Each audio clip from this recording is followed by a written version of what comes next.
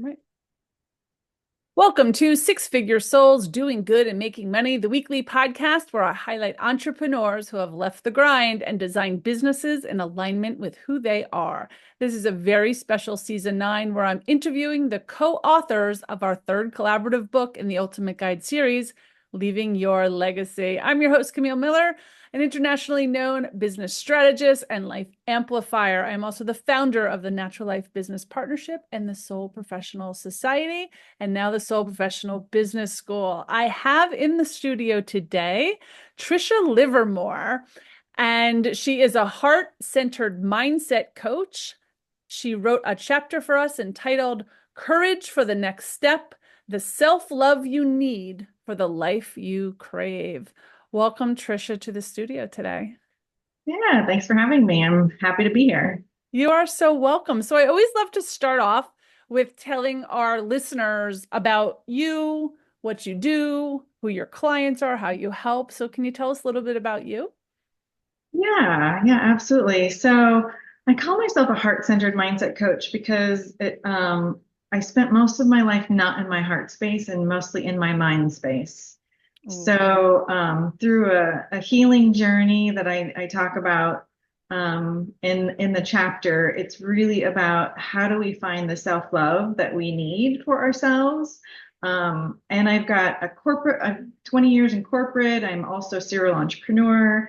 And I've been in the nonprofit space, so I've got a really strong business background. But what I'm finding is the more that we can be in our heart space and really connect deeply, and bring humanity back to business, that's sort of my mission. Oh, I love that. Those are the people I'm helping. So generally, it's conscious high achievers, women in the early to mid-level leadership roles.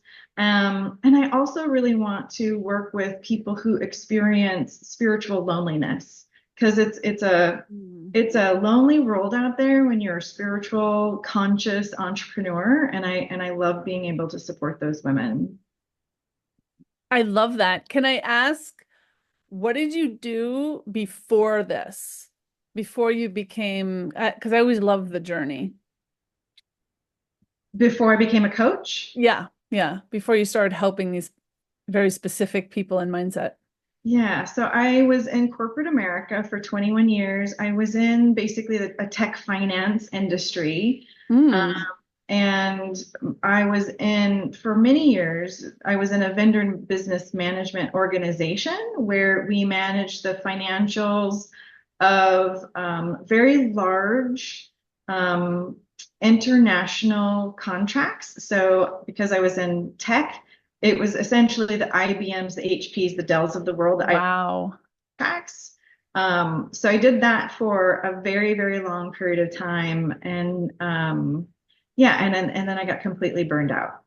I can see that. So you were in one of these very logically brained Yeah, roles, yeah. but you felt so that were you always like I say like spiritually aligned? And did you feel like out of place in that space? I guess. Yes.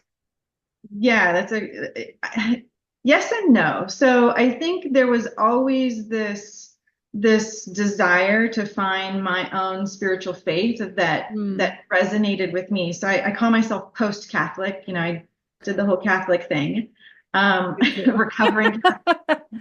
But the Catholicism just didn't resonate with me. So through a variety of different books and different people, I really landed on what my spirituality was for me and my faith and what it meant for me. And it really shifted my entire mindset about how I live my life because I lived my life in this Wow. space of like, we're here on hell. Like this is all this is hell, but it was what I was attracting. It was what I was creating based on my belief system. So Mm. once I started opening up my heart and healing all the kind of little traumas, I wouldn't say I had big traumas in my life, Okay. luckily, but lots of little traumas, and really being able to heal those and and open my heart. That I think has Mm. been, the thing that really impacts me the most is the more I can open my heart, find the love that I needed for myself, because I was always expecting others to provide it for me. And when I could provide it for myself,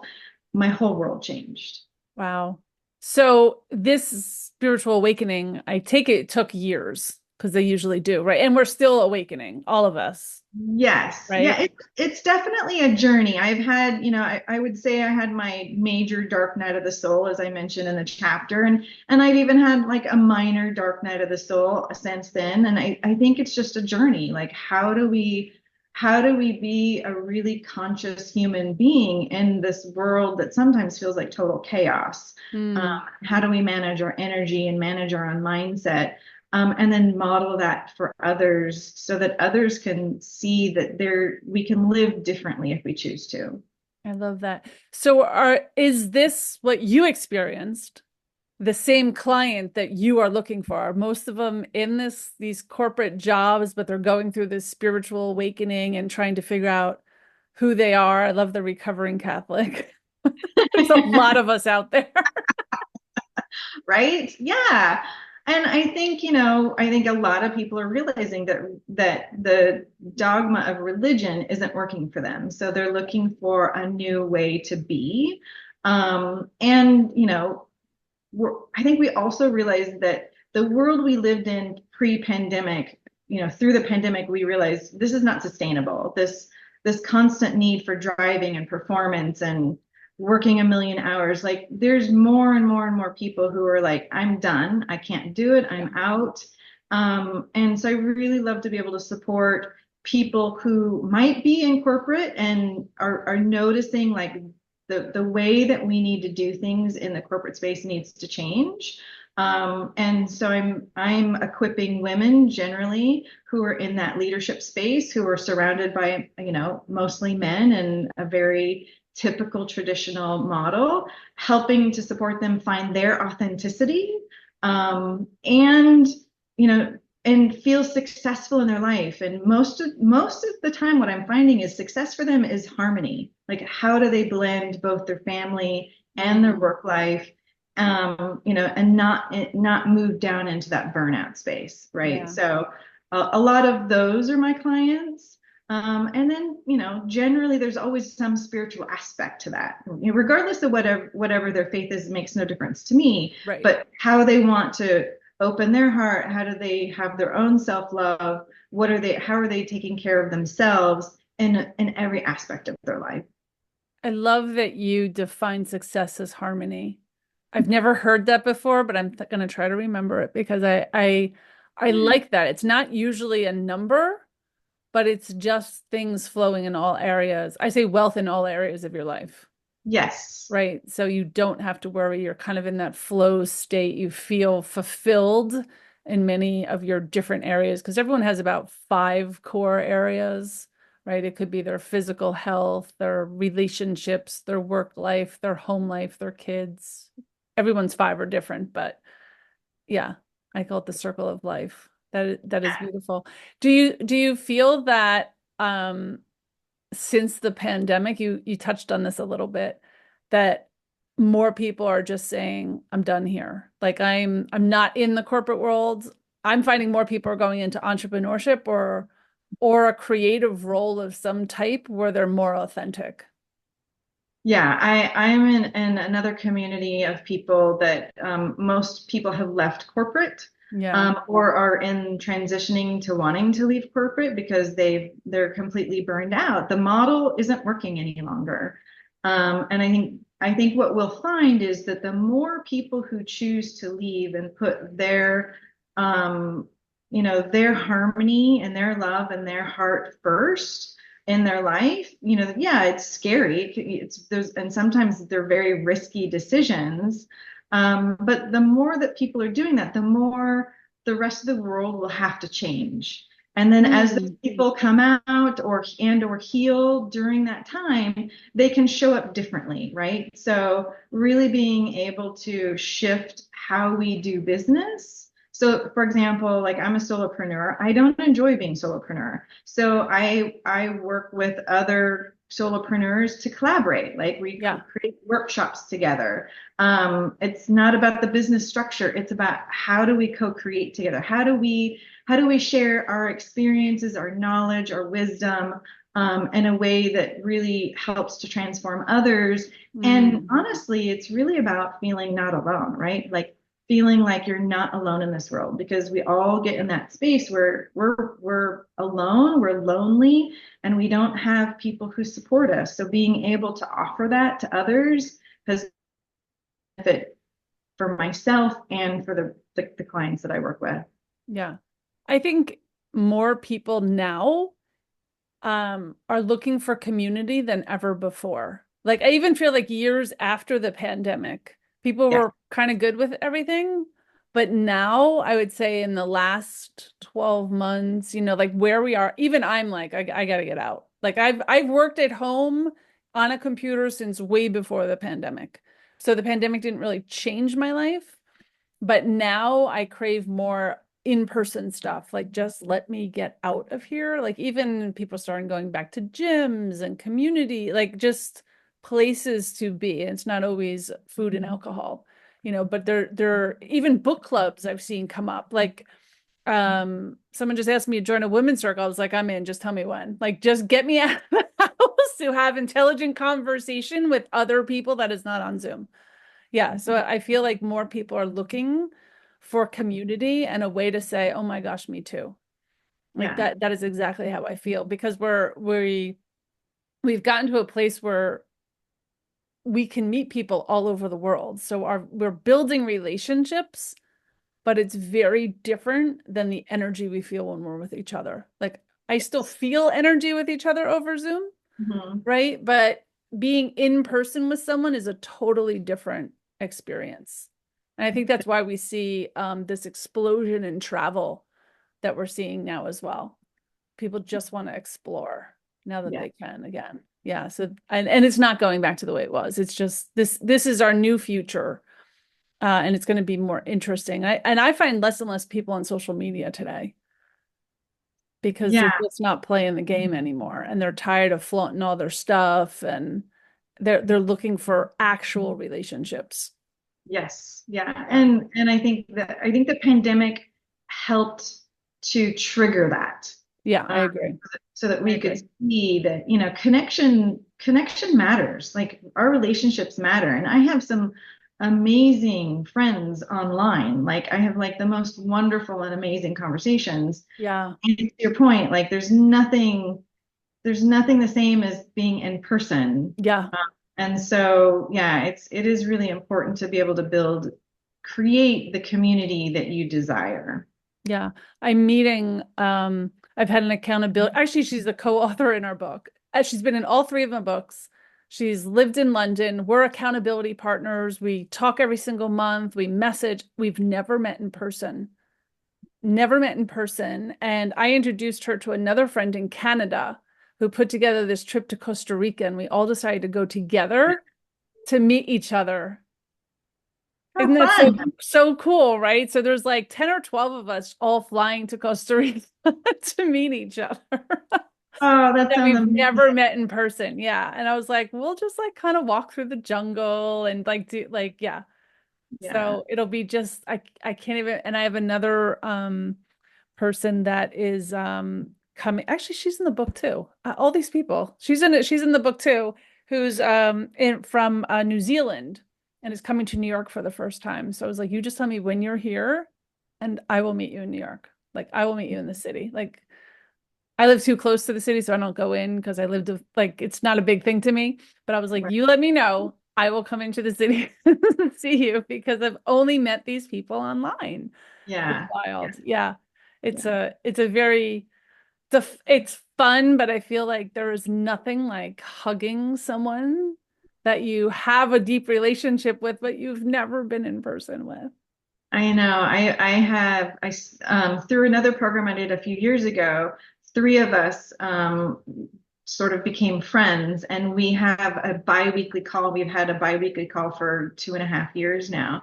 And so we know each other really super well. One's in Vancouver, Canada, the other one is in Florida, and then I'm here in Phoenix. And so we're like, one of these days we're all going to get Yeah. together. but we've supported each other, right, through Yeah, our life transitions and things like that. And it is really important, to be able to find community, whether it is online or in person. But yeah, there's nothing better than a beautiful, warm, long hug.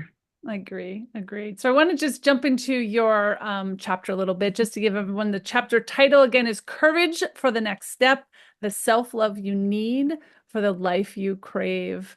Um, what was it like to be a part of this book and to write your chapter and your story? Was this the first time that you were an author, right?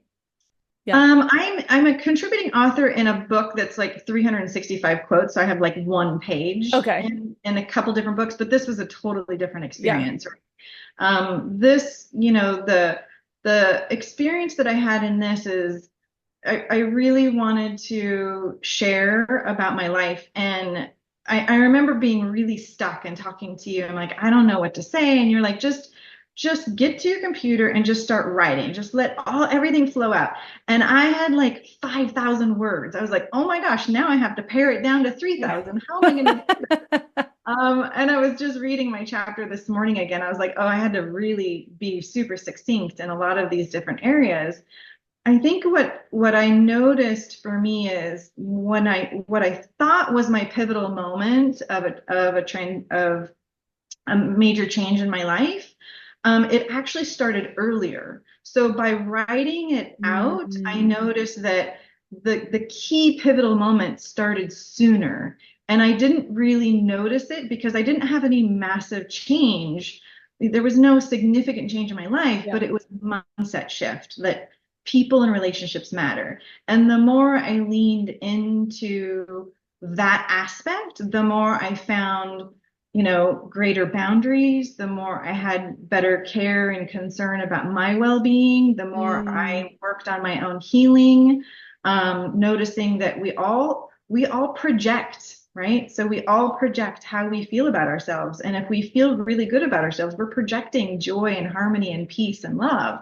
But if we're mm. not, we're projecting whatever that is. And so I really had to, forgive myself in all of these areas. So as I was writing all of this, I was like, oh, I still have some work to do here. And I have learned a massive amount through this process, right? Like I was able to articulate all the lessons I learned, which was really wonderful to be able to capture all of that because I sort of had it in the back of my mind, Yeah. like like puzzle pieces, but I finally was able to put it together in like a cohesive view of all of the lessons I had learned over like the past 8, 10 years. That is amazing. Awesome.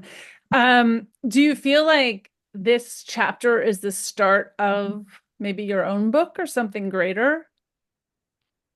Potentially. I mean, I've always wanted to write a book for myself, more kind of like a memoir Oh, of okay. like all the things that have happened in my life and all Hmm. the moments in which I learned some significant lessons. Not necessarily to be published, but just so that I can see, the progress I've made. The I tend to be in the inner critical space, right? So that's been my history, like being in that inner critic Yeah. judgment space. So really being able to see the progression of like I've continued to learn, and yes, I've cycled. We're all human. Like there is no perfect trajectory that goes straight up. It's a cycle. And you peel back onions and you learn something new, and then you think everything's great, and then something else happens. You're like, oh, okay, I need to work through this some more. So really giving myself a lot of grace and compassion for Mm. that, we're spiritual beings in a human body as a guest on this beautiful planet Earth. And how do I want to live it a little differently than how I've been living it? Yeah, that's such a beautiful way to put that. And I totally agree. I totally agree. And it's a never-ending learning cycle, right? Right. Yeah. So, what made you decide to be part of the book called Leaving Your Legacy? A lot of people struggled with that. And so I'm finding it curious to say, okay, what made you take that leap into into this book? Because I'm sure you've been asked to be in other books. Yeah, I have. And I never, so it's funny because like I've taken lots of classes and workshops and what's your legacy? What do you want? What do you want somebody to say at your funeral? I was like, how morbid is that? That's terrible. I don't want to think about that. But the way you presented the book around the legacy that we want to leave while we're still alive, and in our soulful business, it really spoke to me. It really Mhm. spoke to my heart. And I think it really gave me the opportunity to be really clear on what is the legacy I want to leave, which is and I'm human, I'm not perfect. I have made plenty of mistakes, but how I want to show up is for people to feel some form of love, care, concern, compassion while in my presence. And it doesn't have to be a lot. It's just I just want to be able to see people as they are in their human experience wherever they happen to be and Mhm. have acceptance for that, right? And just a lots of compassion. So it really helped me get clear on who I want to be and how I want to show up. Oh, that's beautiful. That's beautiful. What is the best way for people to get in touch with you if they want to learn more about you and your work? Yeah, I have a website. It's called Soul Business Advisor, and Soul is Soul. Mhm. So soulbusinessadvisor.com. I'm also on LinkedIn under my name, so I'm pretty easy to find there. So yeah, those are probably the two easiest ways to get a hold of me. Awesome. And of course, if you cannot find Tricia and you're looking for her, or you're driving in your car right now and you'd like to get in touch with her, you can always reach out to us. We are happy to get you in touch with Tricia. Tricia, thank you so much for being a co-author in this Yes. book and for being on this podcast with me today. Yeah, thank you so much. It has been such an honor. I really appreciate the invitation to be a contributing author to an amazing book with 25 wonderful human beings, and really appreciate you, Camille. Oh, thank you so much. And thank you all for joining me today. If you loved this interview, please share it with your friends and pick up our book, Leaving Your Legacy, The Ultimate Guide to Leaving Your Legacy. It came out September 2024. You can find it on Amazon. You can also join us by checking out Soul, Soul professional.com. A soul professional lives in a higher vibration, has an alternative approach to business, and is here to help repair the world. So if that's you, check us out at soulprofessional.com and we will talk to you soon. Thanks everybody for your time today. Bye.